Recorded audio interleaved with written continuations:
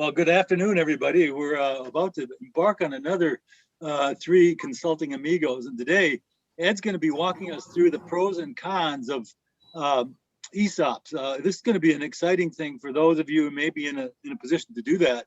And I'm really excited to be learning more about this. So Ed, with that, take us into ESOPs. Thank you, Ray.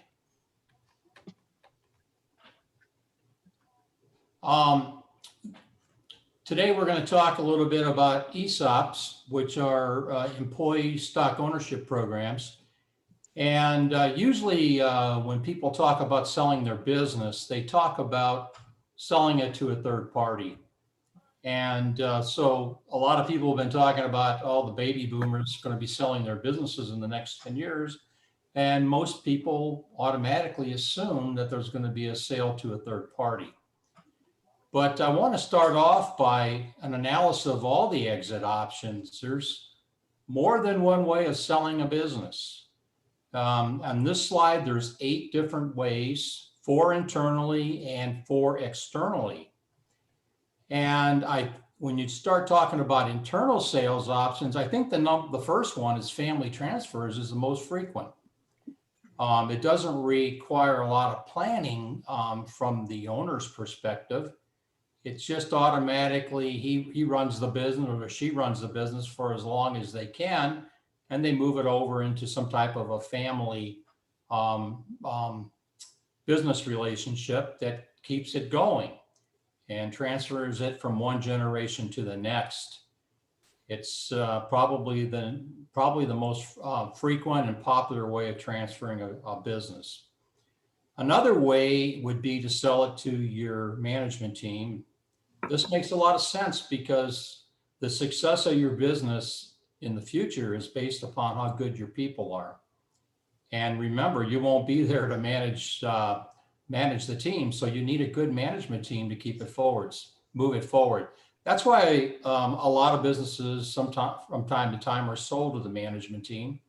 In fact, if you own a dealership and you want to sell a dealership, which is a form of business, you have to get approval to do so. And they don't really like selling dealerships to third parties. They would rather sell that business to the management team because they feel that the management team has the expertise of keeping the business moving forward. The problem with that venture is that the management team a lot of times doesn't have any money to buy it. So you have to do some type of a leverage of the business to make it happen. Another option is to sell to a partner. Most businesses are owned by more than one person. So you sell it to your partner. Your partner is well aware of what's going on. He's the perfect buyer. This is where buy-sell agreements go into effect. But it's another option of selling your business, one you should look at. The fourth internal way of selling your business is through a ESOP. And we're going to talk more about that later in this presentation. The rest of our presentation will focus on ESOPs. Just to finish this slide up, on the external side, you sell to a third party, and preferably you sell to a strategic buyer who's in a business similar to you, so that there's a lot of extra value by consolidating operations. And that's the one I think most people think about when they hear about people selling their businesses. Recapitalization, this is really a powerful one. If you can sell a portion of your business to a private equity group, they will bring in extra resources and investment to help you move the company forward, which is extremely important for the future. So that's something to take into consideration. Problem is that private equity roles, they want over 50%, so you lose the opportunity to control what's going on in the future. There's one that's very seldomly used, but is used from time to time. That's an initial public offering, an IPO, where you offer shares to the public. For small family businesses, that just doesn't seem to work or ring the bell. And then the last one, if you do a pretty rotten job of not planning for your future, you probably have an orderly liquidation And this is the option that you get pennies on the dollar from my perspective. If you have a lot of fixed assets, you can usually get a reasonable amount for those assets, but beyond that, there's no future value in the business. And just as a point worth noting here, and that is, when you look at a balance sheet, you're only looking at 20% of the value of a company. 80% of the value of a company is to do with intangible assets. Wow. So that's a big number. And I was going to ask you if I can, basically, have you had experiences with IPOs? Did you guys ever try that or was that part of your role at the Press Enterprise? We sold shares to several companies, but we never sold our shares to the public. No, I have no experience in an IPO at all. Okay. And I know from private equity, my experience with them has not been particularly good. I think you're right. They come in and they take over control of the company. And at that point, your role is limited to whatever they dictate. So I think, you're moving us in the direction of ESOPs is clearly a real great option if they can afford to do that. But when we talk about selling a business, Ray, which option of the ones I got listed here do you think of? Typically it's the first one. If you have family, that would be the most important one. Secondly, if you really like your management team, having them buy out. But one of the challenges that we've seen, and I don't know if Ron's had the same experience, but frequently the management team either can't afford to buy it, and they're not willing to take out a loan to be able to buy out the owners. So it makes it very difficult. Even with a partner buyout, the challenge is always, are they going to take the loan? And I think, as you pointed out, we should have a session on buy-sell agreements so people better understand what that's all about and how it can protect them in the event something happens where, somebody becomes disabled or dies or whatever. Well, if these groups had help from the outside, they could make it happen. And the management team buying a company, I think, is a great strategy for the management team. Right.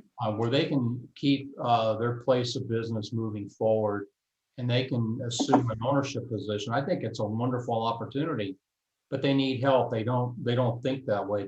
They don't have the expertise, right, to even envision that this could happen.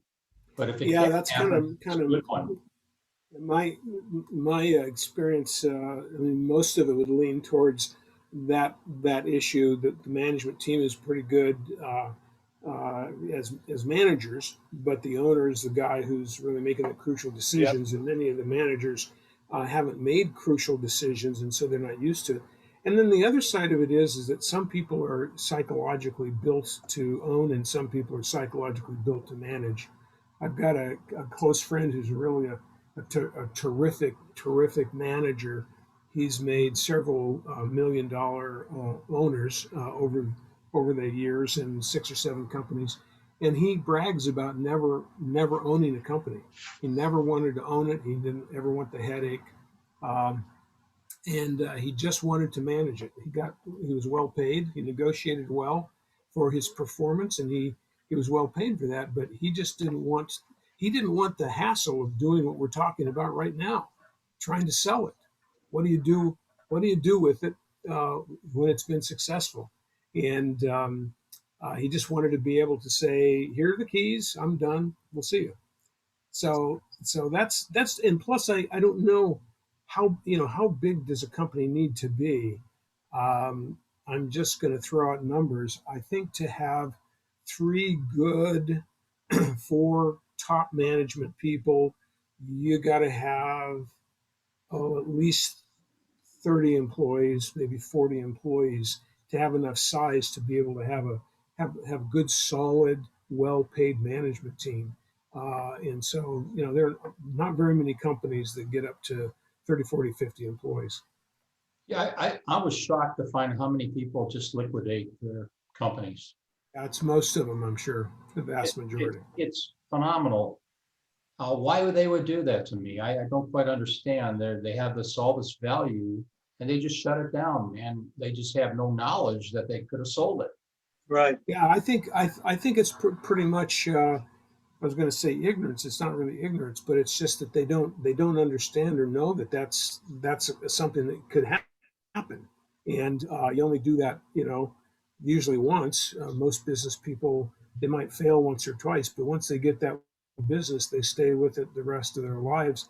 They're not in the job of buying and selling businesses. That's another profession, really, and so That's they don't even think about it. that seems to be a market underserved, and it seems like a group of consultants could really make a difference there in educating people what the opportunities are and help them move forward on a exit strategy that creates value to them and their family for retirement, and also gives someone an opportunity to own a profitable business. Right. There's a lot of people that like the bigger companies. There's a lot of different consultants involved in that. But when it comes to the companies that are probably $1 million to $2 million in revenue, or maybe $3 million in revenue, they really don't have that expertise to lean on. Well, an awful lot of them don't have business degrees. They went into business because of the skills. We've talked Right. about this before. They know how to do what they do, and they're not professional buyers and sellers of businesses. They're not even professional business people. They've picked it up.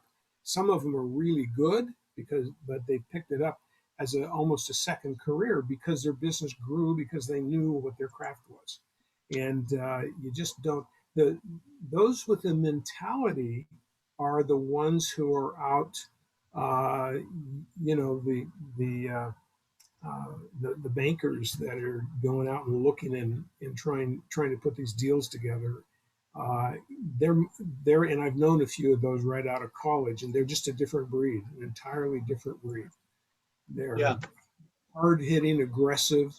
They look at those numbers. They are, they want to see how fast they can turn a lot of money, and that's a different kind of, completely different kind of personality than someone who has found a niche and has successfully filled it and enjoys what they do every day.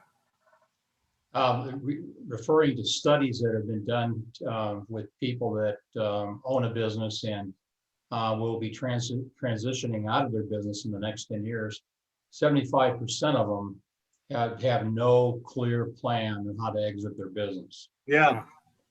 And when you have death or disability or one of the D's hits you, there's really not many options for that business to survive. And even when you transfer a business from one family generation to another, they say only 30% survive. So there's a big gap in these transitions on making sure that they can make it and still be viable in the future. Yeah, there are just as many problems with this family transfer as there are selling it. Oh yeah, well, Right. family dealing with families is a completely different skill, and the biggest problem with the families is getting them all on the same page, where they talk honestly with one another, and rather than having water cooler conversations and keeping everything off-centered so they can't move forward. So I think all of these different options have a lot of that. So that's why getting somebody involved and starting to plan for some type of exit by improving the profitability of the company over time makes a lot of sense, because you have more options and you start preparing people for these roles that they're not really educated to perform at this point in time. It's really fascinating. It's a lot of options. So today we're going to talk about ESOPs. And I can guarantee you very few people really understand what an ESOP is. It's talked about all the time out in the business community, but very few people really truly understand it. But when you're a certain size, a $10 million company in revenue, and you're making $1.5 million in EBITDA, it is an option you really should consider. It's a tax-efficient, leveraged buyout. The company borrows money to purchase shares and contributes shares to a trust on behalf of the employees. The misconception is that all of a sudden when this happens, that the employees will be running the company. There's nothing further from the truth. However, they are the owners of that company. And another misconception that they think as soon as an ESOP happens, they're going to have all this money in the bank. That doesn't work that way. You have to grow the company, and as the company grows and they pay off the loans to purchase the stock, then you start accumulating an ownership position in the company and start accumulating assets for retirement. It's a defined contribution plan governed by ERISA and IRS regulations. It's a trust, and that's where the shares of stock go in that trust. And you work with a trustee who's responsible for making sure that the employees are treated properly and there's no poor business decisions being made that would negatively impact the relationship, the ownership position of the employees to the company. It's a retirement asset for working class Americans, and that's the way it's viewed politically. And this is probably the only thing both sides of the houses agree on, which is a good thing. That means it's going to continue on into the future. But Democrats and Republicans both support ESOPs. And it has significant tax advantages, and this is what really makes it a proper alternative. Most of the time, it comes up to be the best earning option after you pay your taxes. You probably will make more through this option than anything else because the tax consequences are very favorable. First of all, whoever sells their company, there's a possibility that they don't have to pay capital gains tax on the money earned on that sale. Of course, there's things you have to do, and you have to do it properly to make sure that happens, but there is a way of doing it. And if it's an S corporation, there's no income tax. So that means whatever money you make, you're making $1.5 million in EBITDA, you don't pay any tax on that. So when you're paying off your loans, you're paying off your loans with pre-tax dollars, which is a big advantage. Wow. And one more thing here, there's 6,624 ESOPs right now, which is a good number. I'm surprised that's how few there are. I would have thought there'd been, 100,000 or something. That's really surprising to me. Well, I think it's because it's got to be a pretty good sized company. Yeah.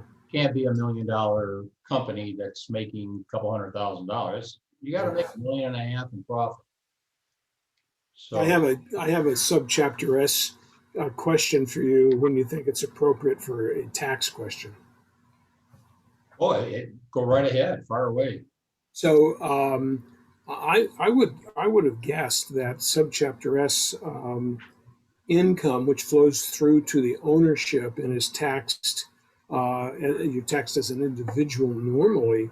So you're saying if the company made $1.5 million and you had I don't know 150 employees and whatever their percentage is that if you get $10,000 of that you somehow you're not paying regular tax on that $10,000 based on what your taxable rate is.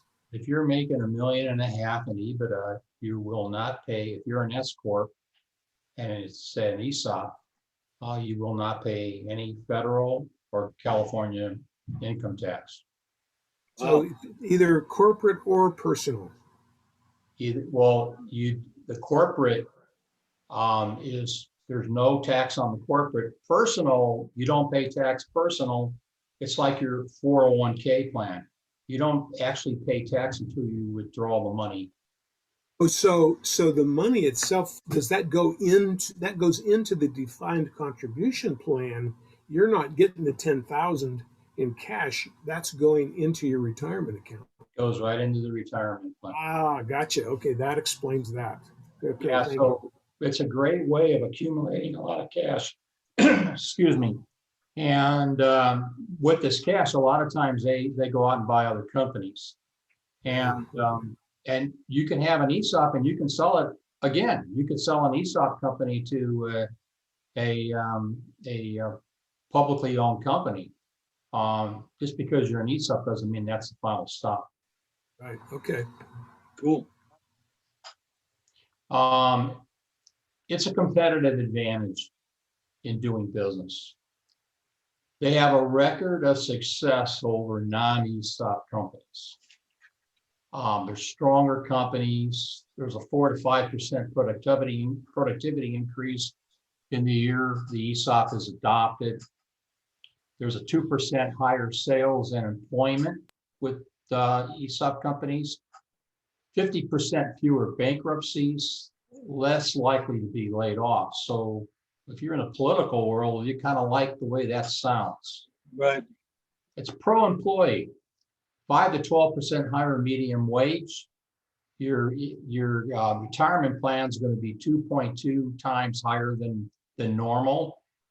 And it's generally accepted knowledge that employees prefer working for an employee-owned company. And so that's another advantage. It's all pro-employee. As we talked about, you don't pay federal income tax on your earnings. So that means you can pay off your debt quicker. And you can accumulate cash for acquisitions, as we just got done discussing. And you can issue stock options, which is a big thing for retaining your employees. So we know now that there's a shortage of good employees. Every company has to find a way to keep their really good employees. An ESOP company has many advantages for doing so. And I think it's a big advantage from a marketing perspective to let people know it's owned by the company. The company's owned by the employees. So to me, it's a competitive advantage. I don't know how you guys view that, but that's how I view it. But you, when they talk about golden handcuffs, this is kind of a blue collar handcuff. It is. I mean, people who are valuable to the company would think twice about leaving because of the benefits to them to stay. Is that accurate from your point of view, Ed?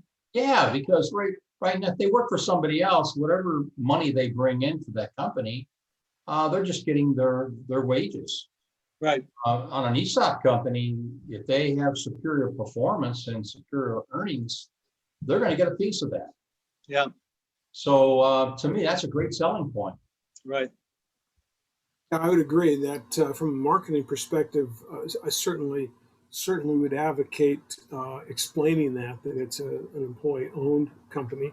I don't know. I've never seen any evidence that makes any difference, but I don't see how it would hurt anything.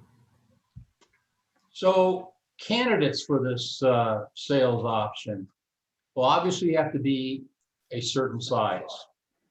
And it's kind of recommended anywhere from $10 million in revenue to $1.5 million in profits. So you're looking at some pretty good sized companies. You got to have enough profit.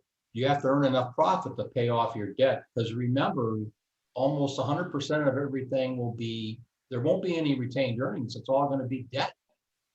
So you're not going to have the money you're not going to have a lot of money sitting around doing nothing. So the biggest thing over the next 3 to 5 years after you sell to an ESOP, you want to pay off your debt, and that's how you eventually get your money out of the sale. What's really nice about it, a lot of owners aren't interested in leaving right now. They love their businesses. They enjoy doing what they're doing. They're an expert in something. So it's not a cold turkey type of a situation. They need to be around for 3 to 5 years to make sure that these loans are paid off. So it's a nice transition from that perspective. It's also a nice opportunity to pay off another owner. So let's say another owner owned 30% of the company and he wanted out. What you could do is you could have a 30% ESOP, get that money and pay him off and continue the company on. So you can go from anywhere from 30% to 100% ESOP to get the deferred capital gains treatment. You can't have a lot of debt. If you have a lot of debt on your balance sheet, it's probably not a good option. Obviously, you have to be you're motivated by tax advantages, and a lot of people are. And it's a great opportunity to buy out a minority shareholder. And if there's limited buyers in a market, it's hard to sell a business. Yeah. Here you don't have to have buyers in the market, and you can keep it totally confidential, and you can do the transaction in 6 months. Wow. So that's pretty powerful. And given what you've just said here, Ed, do you have a feel for how many candidates there are in our region here that may not be taking advantage of this at this point? No, I don't have that information. It would be a great little analysis to do. But there's probably, I would imagine in our region, there's probably a couple hundred. Yeah, we'd have at least that. I would guess we'd have 1,000 or more, just based on having looked at the numbers over the years. Well, Yeah. I was thinking, when we're looking at $10 million businesses, we don't have that many that size privately owned here in this area. At least my initial thought is looking at some of the numbers I had. So it's a small percentage at that size compared to the total, but right. Let's see, what do we have? 50, 100,000 businesses. So there are a lot of businesses here. Right. No, but Yeah. I was talking about here. And are you talking about nationally around? Just in our inland region here. Oh, yeah. Okay. Inland region, but then you look at Orange County, you look at all Right. Southern California. LA. There's a lot number of businesses out there that would benefit from this, and how many really truly understand what this can do for them? Yeah, not that many, I'm sure. So another opportunity for someone to really go out and market these types of transactions, because I really think there's a lot of the benefits from going the ESOP route. And here they are. What are the benefits to the shareholder? Well, number one, you sell your stock at fair market value. That's a good deal. Yeah. Not selling it at a discount. You're selling it at a fair market value, and you're getting all these tax benefits to boot. What a deal! And you keep keep the transaction confidential, and you can do it quickly. So that's great. Great option.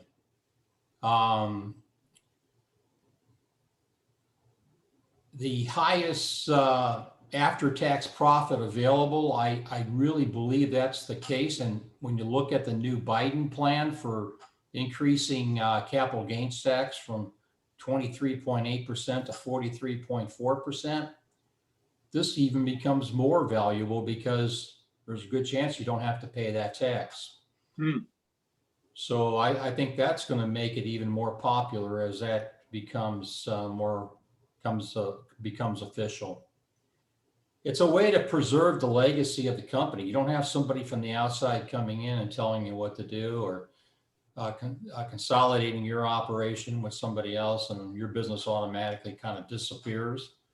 No, your legacy is still there with these types of sales. And again,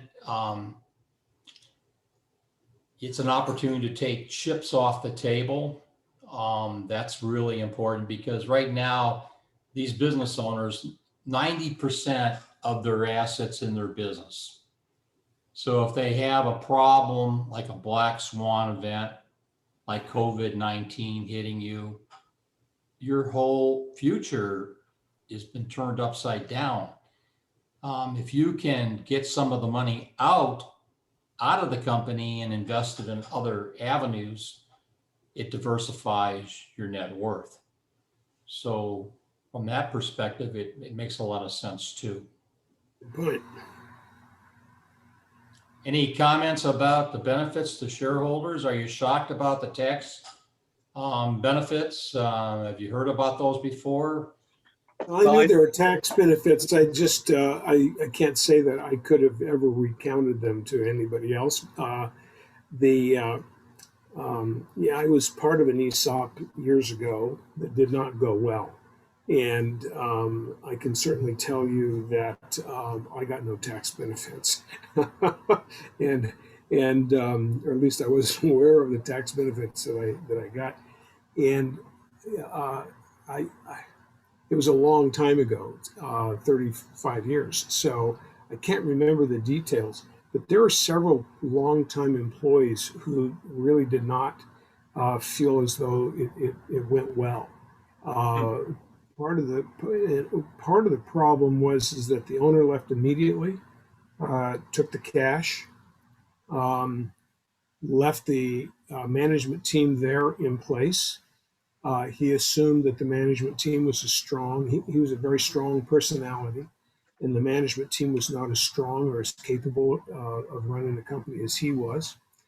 There was a very diligent CPA who was the controller, who I believe kind of put fisticuffs on everybody and tightened things down to the point to where creativity was stifled. New products were not released. So those are some of the things that happened. And then I would say within 2 years, not enough time to really gain traction, another company came in and wanted to partner. And then they had to kind of roll out of the ESOP program. And then it really got mixed up. No, the employees didn't trust anybody in the management anymore. Um, the shares, if people left during this time, and there were a huge number of people that were unhappy and they left, and their benefits were kind of stuck in this trust, and it was difficult to get the money out. And when it came out, it was peanuts. It didn't. So my personal experience doesn't line up with the benefits and the advantages that you've outlined here so far. But I don't doubt that this could happen at all, because I don't trust that the management knew how to do it, and it was a long time ago. So it may be that there have been a lot of changes in the ESOP planning. I think any option you go with, you're going to have an opportunity to have miscues and have problems associated with any alternative you select. But when you read about ESOPs, there's a lot of them out there, and you will find the majority of them gone very well. And Yeah. if I can add a counterpoint here, Ed. Yes. One of my clients was an ESOP, and he's been a profound donor that I think Ron knows to a number of things that I've been involved with, including Oak Valley College. He put in charge a CEO who was a graduate of West Point, and both that CEO and the earlier one, double the size of the company. So for him, it's been wonderful. The employees have just benefited from it tremendously. So I agree with Ron. There's bad stories on it, but in this case, I know this one was an exemplary situation for both the owner and his staff. Well, there's 6,600 of them, so I think you got to go with the numbers that are functioning properly. And, right. Anyway, I want to move on to the benefits to the employees, and I think the number one is employees act like owners. They say, "Hey, I own this company," but they don't directly run the company. So that's a distinction. But you can tell people they want to own what's going on. And I've heard all kinds of stories, positive stories about this, where all of a sudden, where employees in the past didn't care about reimbursed expenses, they needed a tool or something, they just went out and paid market price for it. But once they were an ESOP company, all of a sudden people start considering ways to save money, because they know if they save money, they make more money in the retirement plan. Right. The shares are held in the ESOP trust for the employees for their retirement. Right. They have superior results. They get rewarded. It's part of that plan. a big part of this whole thing is more transparency and good corporate governance in these types of organizations, because it's mandated by Right. the government. And you have to have outside board of directors. I do that for several companies. So if they want an outside perspective, there's a trustee involved that oversees the whole process to make sure that everything is going along in the proper manner and following the rules and regulations of an ESOP. There's an annual valuation of the company every year. And that's how they determine how much money that each employee is going to get from what's earned that year. So a lot of the concepts that we talk about in building value for companies, it's being done in ESOPs. Right. They're actually embedded in the organization, right, Ed? I think that's one of the reasons, as you and I've talked about this, that's why the profit margins have to be strong, because the cost of administrating this in itself can be burdensome, but it also, like you said, adds transparency and ensures that it's governed the way it's supposed to be. Absolutely. And that's why when you look at the markets, there's less risk in investing in a company in a market than investing in a small company business, because they have rules and regulations on what they can do, what they can't do. Whereas a small business, they can do whatever they want to do. And so the controls a lot of times aren't there in the small businesses, but they're mandated to be in effect in the big companies. Right. So, and the other thing is no need for union representation. You own the company. Why would you start a union? Yeah. That's brilliant in my perspective. Hey, it's your company. Yeah. And we talked about better retirement on average, and employees prefer working for an employee-owned company. Of course, there's disadvantages. We've already went through a couple of them. Ron's experience wasn't perfect. It sounded like it had a lot of problems, and but a lot of them have done well. But here's some of the disadvantages of an ESOP. Number one, if you're an owner and you want out, and you need to get out, or say you have a health problem and you don't have an option, this probably isn't the way to go, because what makes that business successful, as we've all talked, is the owner's involvement.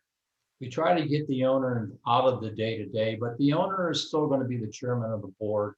He's going to understand the ins and outs of that business. And if he's no longer there, there's more risk of one of these ESOPs surviving, because you have to have a growing company. You can't have significant downturns in your revenue. It just doesn't work that way. You won't be able to pay off your loans. We talked about the increased regulations, it's like $70,000 to operate one of these things, to get the right legal and accounting expertise and the valuation done. Because an evaluation alone is like $30,000 every year. So that's necessary to make this thing run.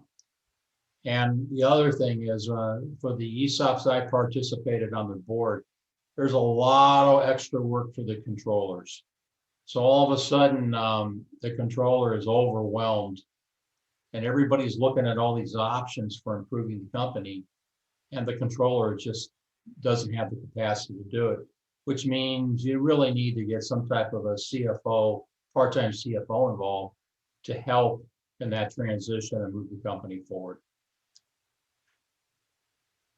And then you have to deal with a trustee. And the trustees are usually somebody who comes from the Department of Labor, set up their own business, could be a bank, and they oversee the process and make sure that everything is copacetic and there aren't any so-called illegal transactions going on in the company, because their interest is to protect the employees. Another issue is, once you get one of these things going, you're profitable, sooner or later you're going to have people taking retirement. And when people retire, you have to have the cash to buy them out. So they don't get the stock, they're going to get cash. So you got to build that cash outflow into your operating budgets. And I think one of the other big challenges is that once you leverage your company 100%, it's hard to get money to make improvements. And so you're kind of, because you got to go out and borrow more money usually to do that, or you hopefully have a couple of good years and you bring in some decent money because you're not paying tax on it. So therefore you can put some of that aside to invest in the company. And then finally, you can't sell one of these companies, an ESOP company, above fair market value. So like we talked about the Press Enterprise, we sold the Press Enterprise for 19 times EBITDA, which is a heck of a margin, which is a heck of a multiple. Yeah. That was to a strategic buyer. And if you would have sold the Press Enterprise when I left for fair market value, it would have made considerably less than that amount of money. Right. Wouldn't make any sense. So fair market value does come into play. But normally speaking, if I owned a company, I could get fair market value for it quickly. It's like a good avenue for me to consider. And that pretty much concludes the presentation on ESOPs. And I'd kind of like to open it up to you guys for any questions you may have. We've talked about on your disadvantages slide there, the one we just finished. I can see where we went wrong on ours. Right. Because several of these things didn't really kind of work out that way. First of all, the company was sold for way more than it was worth, and a lot of 50% of the company were field consultants. So we're talking about pretty high level, educated previous managers who had a lot of experience, a lot of training. And the sense was that the single owner got paid way too much. So that was how we started right out of the box. Then he did leave right away. I don't think any of us knew that, the ideal would be for him to stay around for a while. The company then was leveraged very highly, and we were growing very rapidly, and we ran out of cash. And so there was some straining on growth plans and so forth that came along with that. But I think that the biggest single problem that I can identify here is that it was sold more like you guys get to own the company, as opposed to this is a way for you to have a much better retirement account. Right. If it's sold that way, then people would kind of think, well, great, I'd like to be able to see some of the profits go into my retirement account, but I don't expect to see it for decades. Right. That takes a lot of the pressure kind of off, and everybody just sticks to the knitting, and then all of the advantages that you listed come into play. So Rod, you're a smart man. You hit it right on the head. Because on the new ESOPs that I participate on the board, one of the biggest challenges is getting the employees to understand that this is really a good benefit for their retirement. Yeah. Because they think automatically that all of a sudden they're going to get all this money the day that it's an ESOP. It doesn't work that way. You have to build the value of the company, and the employees share in that value. It's just like running any other company. You have to build value.